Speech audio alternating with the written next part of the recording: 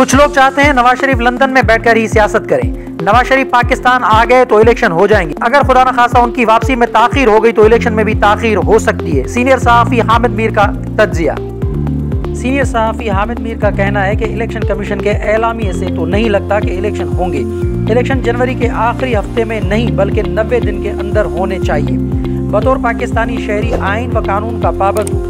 हामिद मीर ने कहा कि मेरी राय में अगर नवाज शरीफ 21 अक्टूबर को पाकिस्तान वापस आ गए तो इलेक्शन हो जाएंगे।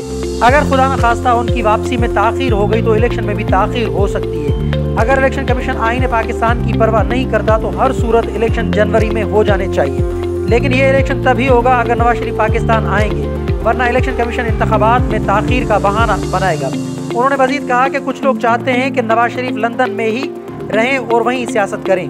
मेरे ख्याल से अब नवाज शरीफ खुद भी पाकिस्तान आना चाहते हैं, लिहाजा उन्हें अब आ जाना चाहिए। दूसरी जानिब पाकिस्तान मुस्लिम लीग नून की सीनियर नायब सदर व चीफ ऑर्गेनाइजर मरियम नवाज की जेर सदर पार्टी कायद नवाज शरीफ की वापसी की तैयारियों के हवाले से सीनियर रहनुमाओं का इजलास हुआ, जिसमें अहम अमूर पर तबादला ख्याल किया गया।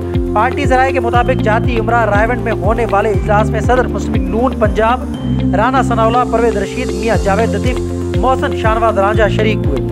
इजलास में कायद मुस्लिम लीग नून के इस्तकबाल की तैयारियों पर मशावरत हुई। ज़राए के मुताबिक इजलास में 1 अक्टूबर से शुरू होने वाले मरियम नवाज के जलसों के हवाले से भी मशावरत की गई। शुरा ने कहा कि कायद नवाज शरीफ की वतन वापसी से कबल जलसों के जरिए कारकुनों का लहू गरमाया जाएगा।